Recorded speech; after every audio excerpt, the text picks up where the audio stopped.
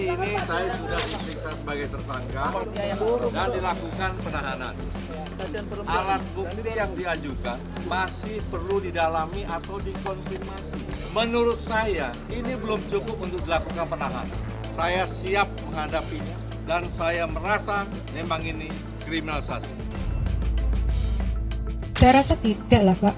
Kawan-kawan penyidik pasti profesional dalam melaksanakan tugasnya. Tetapi tidak semua yang ditangkap dikriminalisasi. Mereka hanya memakai itu sebagai tameng untuk menghindari proses hukum dan menggalang pandangan publik supaya memberi dukungan. Kalau Presiden mencanangkan gerakan anti korupsi, perintahkanlah hukuman mati. Mantan Jaksa Agung Muda Tindak Pidana Khusus Febri Adriansyah resmi ditahan di Rutan Gedung Merah Putih KPK. Febri ditetapkan sebagai tersangka TPPU oleh Kejagung. Febri menyatakan dirinya menjadi korban kriminalisasi. Di sisi lain, aparat penegak hukum menegakkan proses yang berjalan didasarkan pada alat bukti yang dimiliki. Di tengah polemik itu, muncul pula sorotan mengenai penahanan tanpa rompi tahanan dan tanpa borgol yang memunculkan pertanyaan tentang kesetaraan perlakuan di depan hukum. Lalu, apa makna dibalik penahanan seorang mantan Jampitsus? Apakah ini menjadi bukti bahwa hukum benar-benar bekerja tanpa pandang bulu? Untuk membedah persoalan ini telah bergabung bersama kami Profesor Hermawan Sulistyo, Guru Besar Universitas Bayangkara atau Prof. Kiki ya, Prof. Ya. Selamat sore, Prof. Bagaimana kabarnya, Prof, hari ini? Salam. Proses penahanan Febri tadi malam ya, Prof, yang dimana kan sempat ramai juga secara mendadak Febri yang tadinya sebagai saksi diubah menjadi tersangka dan ditahan di rutan KPK, Prof, ya. Mungkin pertama aku pengen mempertanya nih, Prof.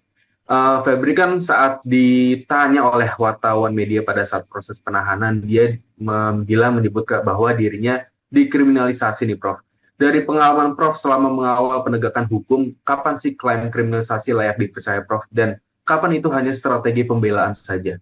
Itu selalu begitu, dikriminalisasi. Saya lupa mulai istilah itu kapan, kriminalisasi gitu.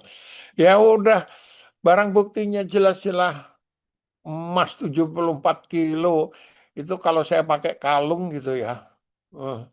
Saya kan suka pakai kalung tuh, berapa panjang coba.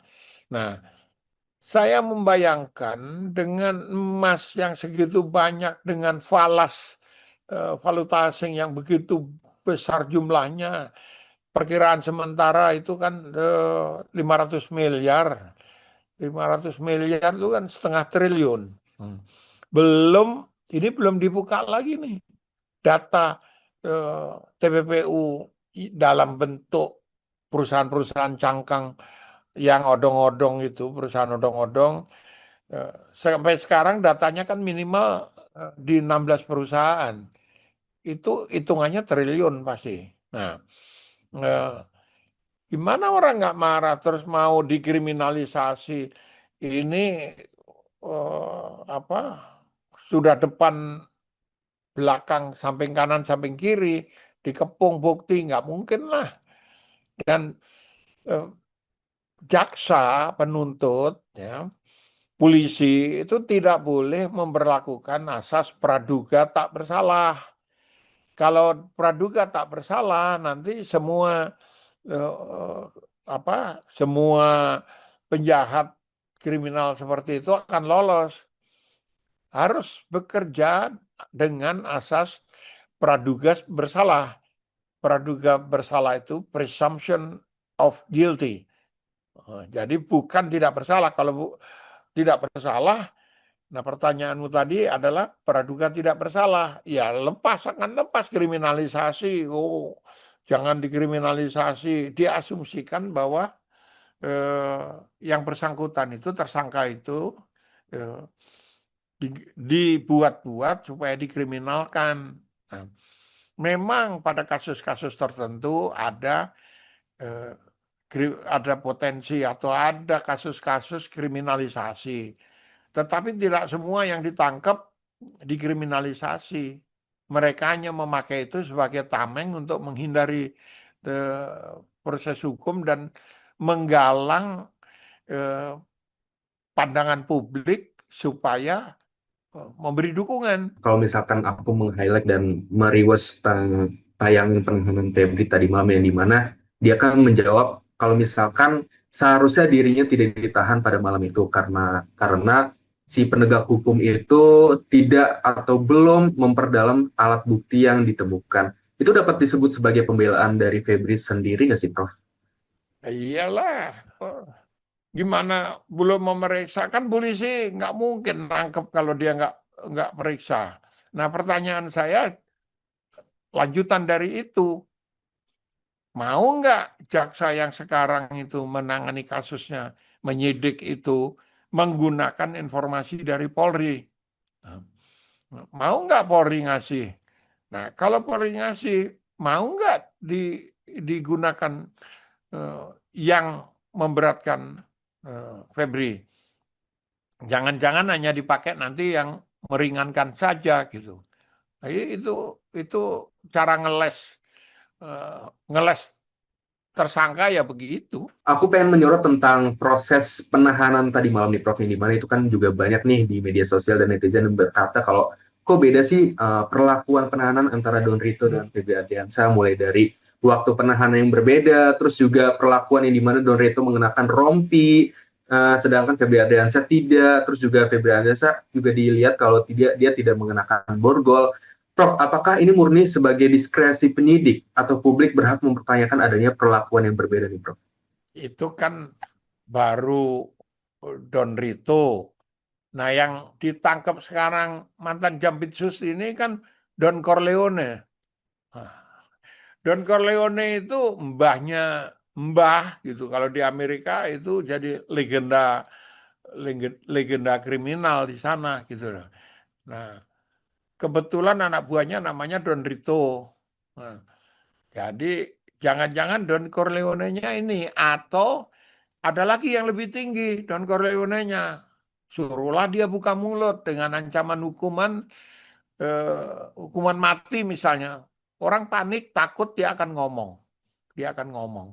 Jadi ya itu perlakuan yang sama. Gimana mau sama? Yang nangkep, yang bawa bekas anak buahnya semua. Yang penyidiknya yang sekarang juga kan semuanya bekas anak buahnya, wong dia di situ. Ini yang question mark besar ya untuk publik, karena ya jelas saja orang akan sulit melepaskan diri dari hubungan patron klien dia dengan anak buahnya. Kalau korupsi mungkin saja ada yang lebih besar dari ini. Mungkin. Nah, kalau ingat zaman Soeharto itu sudah diumumkan ya, memang diberitakan oleh majalah Time sebagai koruptor terbesar dan 10 besar orang terkaya di dunia. Pak Harto nih, Pak Harto. Nah, itu skalanya masif. Tapi dibandingkan yang sekarang, kita masih belum tahu yang sekarang ini guritanya kemana gitu. Kan nggak mungkin orang korupsi dibelikan emas batangan, terus batangannya diangkatin sendiri satu-satu, kan nggak mungkin. Dia butuh orang, artinya ada yang terlibat hanya sekedar ngangkat box uang, bisa jadi ada yang terlibat dengan kewenangan untuk tanda tangan gitu misalnya. Dan ini bisa melebar kemana-mana. Itu sebabnya dia banyak yang berusaha melindungi karena takut dia nyanyi. Nah, kartu trufnya untuk menyelamatkan dia dari hukuman mati nanti kan hanya itu. Kalau dia nggak punya kartu truf, ya tekanan untuk hukuman mati pasti keras. Narkoba aja dihukum mati, apalagi ini yang lebih dari narkoba gitu. Melihat dari kita berbicara tentang hasil temuan barang bukti ya Prof ya, baik itu dari uang ataupun emas gitu. Dalam kasus ini kan ada temuan emas berat 74 kg ya, yang dibantah milik Febri dan diakui milik Don Rito. Menurut Prof sendiri, seberapa penting sih Prof barang bukti seperti ini tuh dalam membangun konstruksi perkara, dan apa risikonya jika narasi berkembang lebih cepat daripada pembuktian yang ada, Prof? Emang logika publik itu bodoh. 74 kilogram milik orang lain, nanti akan begitu kan. Terus sekarang muncul narasi berikutnya. Wah, itu uang palsu, uang palsu, terus emas palsu. Nah, makanya sekarang harus cepat prosesnya itu, karena dalam 1 minggu mundur prosesnya itu bisa diganti dengan logam palsu gitu. Nah, oh benar, ternyata bukan emas itu perak palsu. Kalau perak masih mahal juga, itu besi yang disepuh emas gitu. Nah, tapi logika publik kan nggak sebodoh itu. Nah, nggak sebodoh itu. Kenapa? Karena ini yang namanya tertangkap tangan ini ya benar-benar kayak gini. Di rumahnya, di kamarnya, di berangkasnya, diambil oleh polisi. Ini kan eh, apa eh, tertangkap tangan, benar-benar bukti bukti sah. Nanti kan tinggal ngecek ada nggak jejak forensik tangannya di situ, forensik jari-jarinya. Ada nggak jejak-jejak yang lain? Saya kira polisi nggak itulah untuk mendapatkan bukti yang tanpa jejak forensik. Ini dikasih ke kejaksaan itu, barangnya kan masih di polisi nih. Saya yakin itu sudah di scan untuk sidik jari, sudah dilakukan verifikasi, sudah ada orang Bank Indonesia yang ngecek bener nggak itu emasnya, bener nggak itu falasnya, valuta asing. Kan begitu. Nggak mungkin lah kasus sebesar ini polisi eh, nggak hati-hati dalam hal mengumpulkan kayak gitu-gituan. Nah, cilakanya kan tekanan politik itu kan begitu cepat dari atas itu sehingga dikasihnya cepat-cepat. Padahal kalau diulur lagi, dikumpulin aja data lebih banyak. Juga berdasarkan dengan keterangan Febri tadi malam yang dimana dia meminta kalau misalkan alat bukti yang sudah ditemukan tuh harus diperdalam kembali oleh pihak penegak hukum. Dan andai kata jika memang beberapa temuan alat bukti tersebut sepenuhnya bukan milik Febri Adriansyah, apakah itu bisa meringankan jeratan hukum bagi dia, Prof? Atau misalkan juga beberapa sebagian fakta yang beredar ternyata tidak terbukti di pengadilan. Kira-kira siapa yang harus bertanggung jawab atas kerusakan reputasi seseorang, Prof? Nggak bisa karena ancaman hukuman untuk korupsi 1 miliar dan korupsi 1 juta itu sama ancaman hukumannya. Jadi kalau barang buktinya hanya eh, secara forensik terbukti setengah, ya itu sudah cukup untuk menyeret dia gitu. Tapi saya kira nggak mungkin. Bagaimana orang nitip barang kok miliaran seperti itu?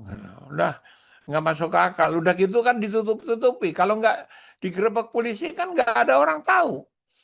Termasuk pengunjung kafe itu kan nggak tahu di sebelahnya ada miliaran. Kalau tahu miliaran, pengunjung kafenya nggak makan di situ. Dia akan bolongin berangkas itu aja daripada makan, ya kan? Ya. Oke, Prof. Prof, kalau misalnya kita melihat dari kasus ini kan bukan hanya satu lembaga yang ikut serta ya, Prof, ya. Bahkan ada 2 lembaga antara KPK dan juga Kejagung ya. Menyaksikan penegakan hukum yang bekerja tanpa pandang bulu saat ini atau justru babak baru perang antar lembaga penegak hukum nih, Prof? Melihatnya seperti apa nih, Prof, saat ini? Saya lihat KPK belum pernah menangani kasus yang sekompleks ini. Skalanya besar, lalu jaringannya luar biasa. Nah, itu dugaan saya salah satu faktor yang membuat KPK ragu-ragu untuk maju dari awal, mengambil alih.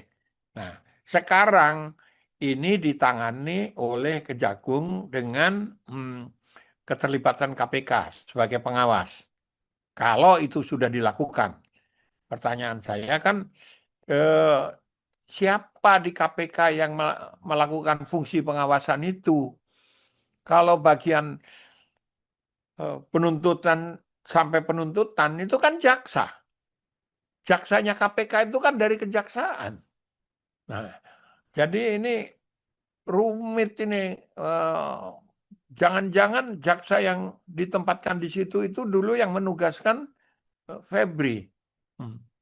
Karena jaksa penuntutnya KPK itu orang-orang kejaksaan, bukan dari polisi, dari tentara. Kalau untuk kasus tentara, ya ada jaksa dari tentara.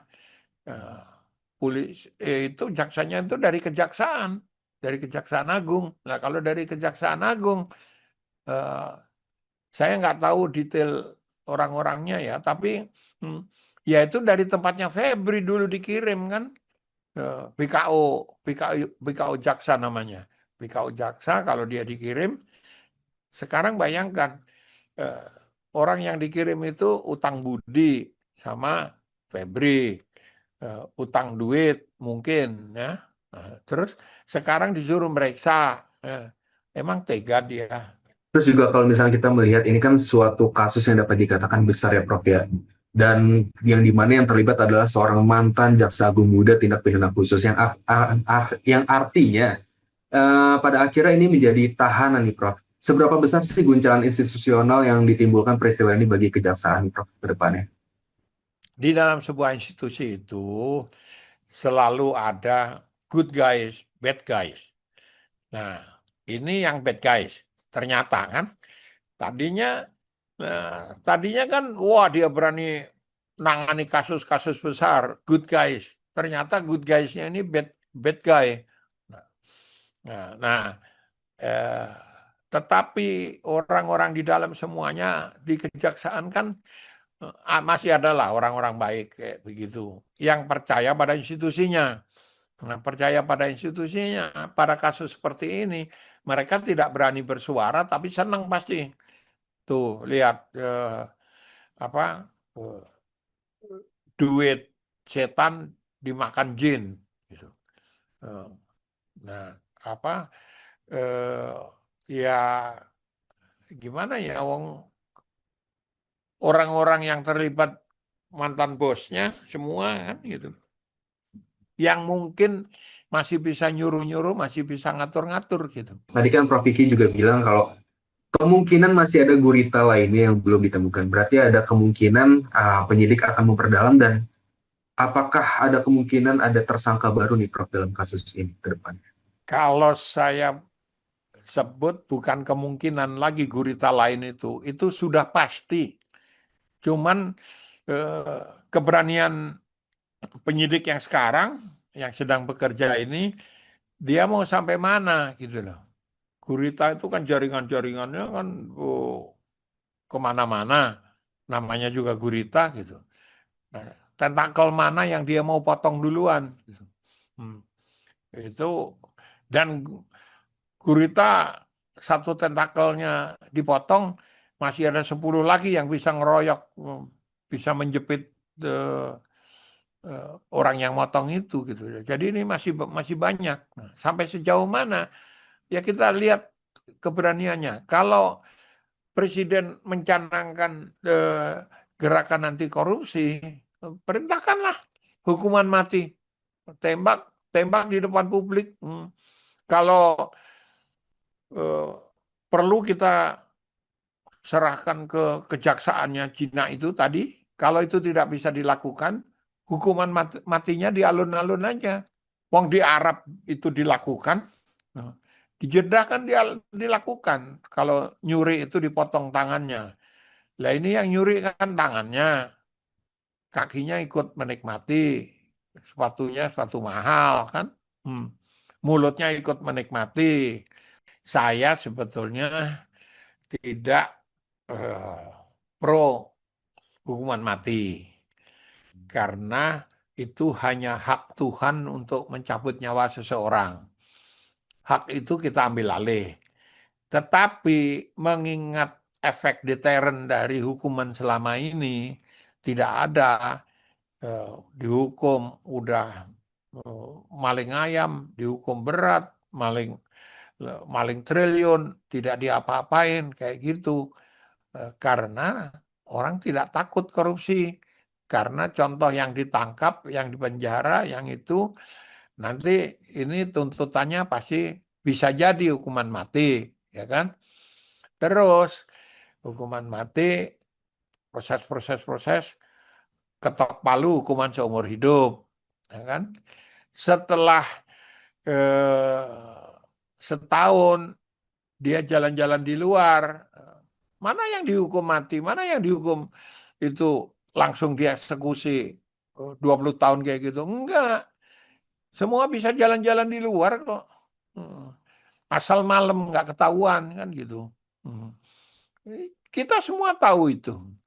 Saya beberapa kali ketemu orang yang sudah dihukum mati dan dihukum seumur hidup gitu. Di Singapura lagi nongkrong makan bareng sama saya gitu. Nah, satu. Lalu yang kedua, pola yang ada selama ini adalah nanti tiba-tiba dia mati. Identitasnya diubah semua dengan identitas yang baru, lalu udah melenggang kangkung dan di jalanan orang ketemu udah lupa ada kasus ini gitu. Orang kita kan pemaaf karena lupa, karena tidak ada efek deterrent namanya, efek penggetar. Yang sudah dilakukan hukuman seperti itu aja masih bisa naik pangkat, masih bisa jadi pangdam, masih bisa jadi ke pejabat-pejabat tinggi. Padahal status hukumannya udah dipecat. Gitu. Pejabat setinggi Jampitsus aja bisa berakhir sebagai tersangka ya Prof ya. Apakah ini tidak menunjukkan tidak ada yang kebal hukum nih Prof, yang ditimbulkan atau justru menunjukkan mekanisme kontrol yang selama ini menjabat tidak bekerja? Seperti apa nih Prof pandangannya? Ya, jangan salah, polisi aja udah 3 tahun loh ngincer. Nggak berani-berani, baru berani kemarin ini kan setelah semua bukti terkumpul. Yang lain kan buktinya susah dikumpulin. Ini belum termasuk ke perusahaan cangkang yang dibuat oleh Febri sama anaknya Don Corleone itu. Nah, Don Rito namanya. Don Corleone itu kan penjahat paling besar di Amerika gitu. Nah, apa yang terjadi kemudian? Ya, polisi ngerebek setelah bertahun-tahun mengumpulkan dan jangan lupa tim Tas Tipikor ini embrionya sudah lama, jadi dalam bentuk unit anti korupsi yang ketika dipegang oleh unit itu ketika dipegang oleh sekarang Jenderal Bintang 3 Wiyagus itu prestasinya tuh sebetulnya lebih banyak dari KPK mengembalikan uang negara kayak gitu. Tapi kalah populer dari KPK karena KPK high profile. Pertanyaan saya kan kemudian sekarang ini high profile atau tidak gitu loh. Nah, jangan-jangan ya bukan jangan-jangan ya hampir pasti gurita yang kamu tanya tadi, gurita yang dipertanyakan itu tadi jauh lebih kuat dibandingkan kemampuan polisi untuk menangani kasus-kasus seperti ini. Nah, kenapa? Kalau nggak begitu, kejaksaan nggak akan minta tolong TNI. Padahal TNI itu alat pertahanan. Kalau kita diserang bangsa lain, negara lain, ya gitu. Masa disuruh jadi satpam, ngawal? Yang paling populer sekarang kan pakai satpam dari Kopassus karena dianggap paling menakutkan. Gitu. Kita capek-capek mendidik militer, mendidik tentara untuk jaga negara ini, kok dipakai cuman jagain emas sama kotak dolar itu. Saya mestinya TNI-nya jangan mau lah, jangan mau. Ini momen pembenahan semuanya ini. TNI harus kembali ke jati dirinya. Jangan mau dipakai jadi kacungnya kejaksaan dan lembaga-lembaga yang lain. Coba di banyak lembaga pemerintah itu pakai satpamnya itu pakai Kopassus.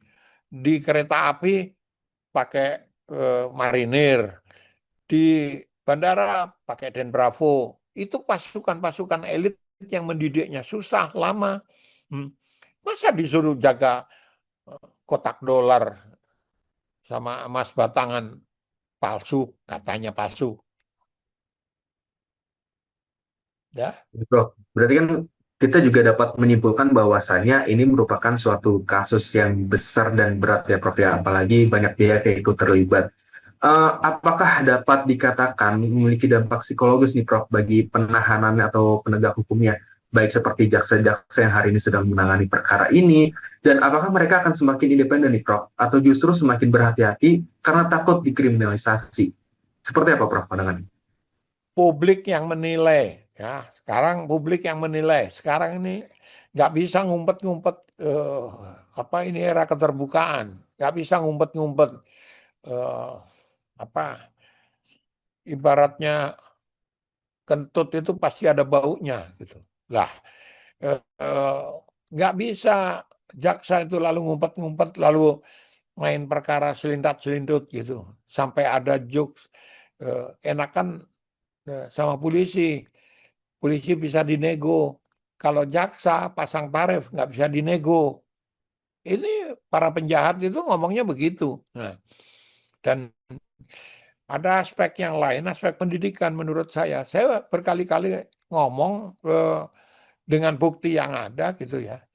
Eh, Sarjana hukum yang pintar itu jadi pengacara, yang bodoh jadi jaksa, yang paling bodoh itu jadi hakim. Nah, eh, kenapa? Eh, Ya, cari duit gampang. Lihat track recordnya mereka. Alumni mana? Sekolahnya apa? Pendidikan lanjutannya apa?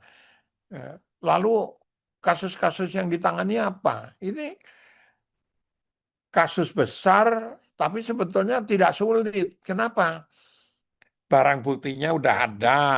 Penelusurannya apakah ini pemerasan yang dari tambang batu bara sehingga listrik mati, itu aliran dananya juga pasti jelas ada. PPATK bisa mensuplai dan ini sudah dilakukan oleh penyidik sebelumnya. Nah, yang mana kaitannya dengan Asabri, yang mana kaitannya dengan apa? Dengan yang satu lagi itu apa? Hmm. Nah, kalau Asabri saya anggap agak aneh ini. Kenapa agak aneh? Asabri itu kan dikelola oleh para jenderal pensiunan.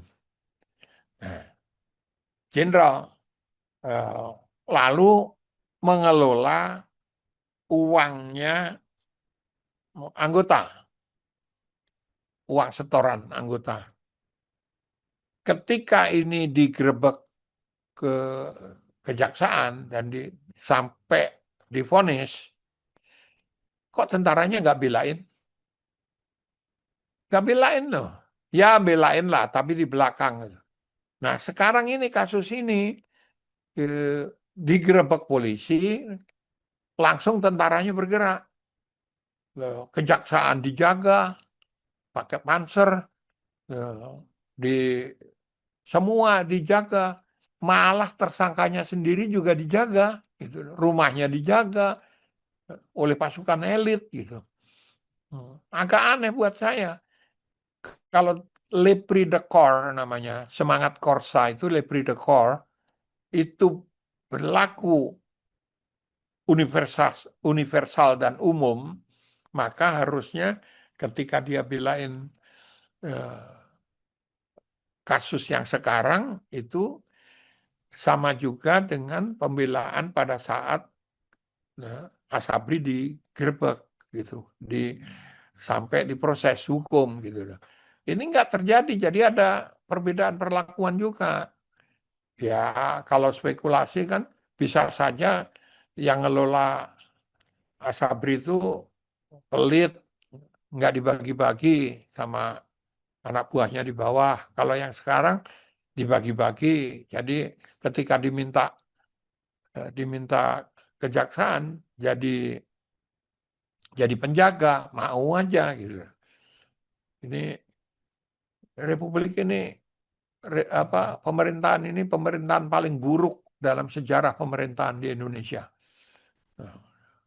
Apalagi dalam hal penanganan eh, apa penegakan hukum. Ini track record paling buruk sekarang ini. Oke, Prof. Aku pengen meng-highlight tentang track record birokrasi ataupun penahanan keamanan Indonesia, kan Prof tadi bilang ini merupakan salah satu yang paling buruk ya, Prof. Kalau Prof Bukan Kiki salah sendiri, satu, salah yang satu paling buruk. Jadi yang paling artinya buruk. hanya satu. Itu berdasarkan penilaian dan perbandingan dari mana, Prof? Mohon maaf. Nah, nggak usah dibanding-bandingin juga. Sudah ketahuan kayak begini, coba. Saya nggak bicara manajemen pemerintahannya, lebih parah lagi. Ukurannya kalau manajemen pemerintahan kan ukurannya adalah public trust, kepercayaan publik, dan itu dipertontonkan oleh indikator saham, indikator nilai tukar gitu. Tapi kalau untuk keamanan,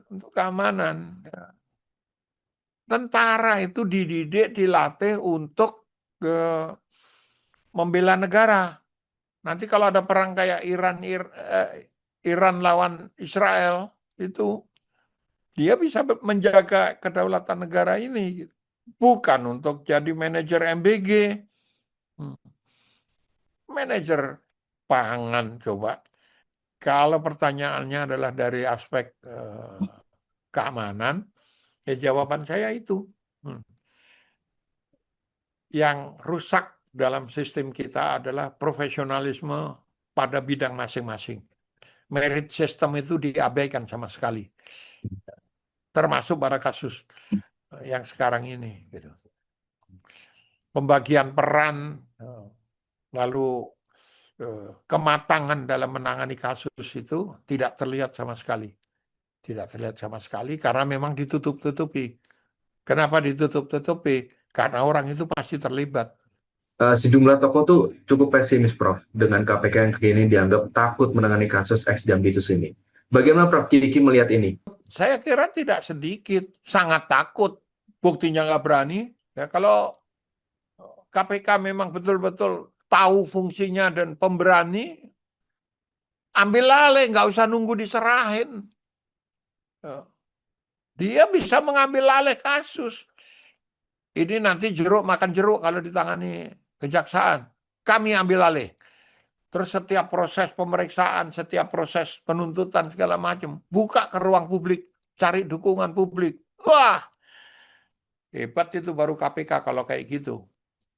Nah, jadi kita harapkan orang-orang di KPK itu, komisionernya itu jadi macan, bukan ayam sayur. Karena macan nggak makan ayam sayur gitu. Ini jadinya ayam sayur.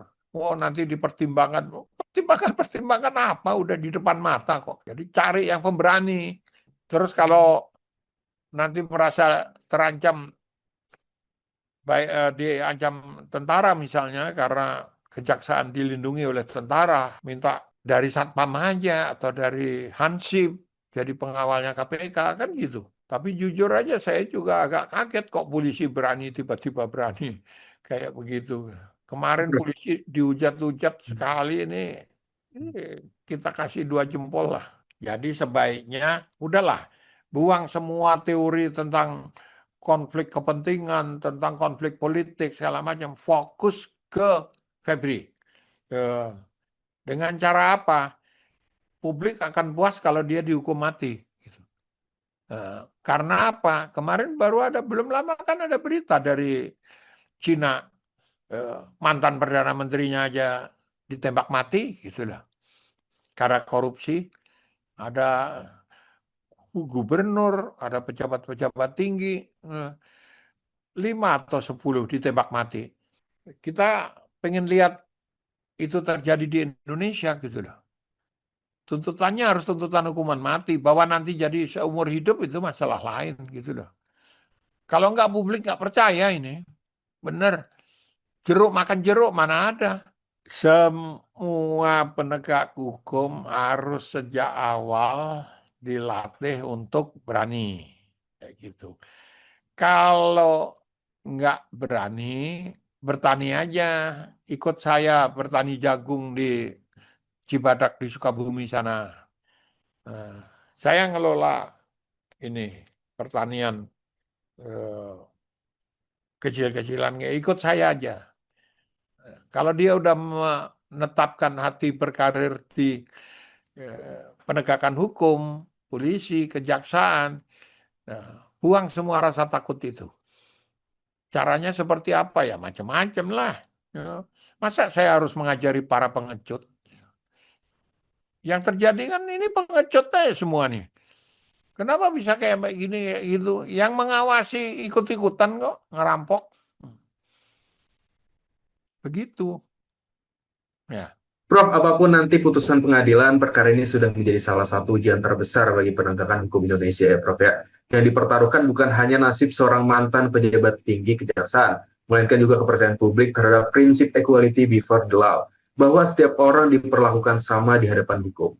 Baik, Prof. Hermawan Sulistyo, terima kasih atas analis dan pandangan yang telah Anda sampaikan hari ini. Prof, terima kasih Prof atas waktunya. Itu kalau nggak memuaskan, Febri itu kasih aja ke masyarakat, biar masyarakat yang mengadili di alun-alun sana. Oke, terima kasih. Siap, terima kasih Prof. Kiki.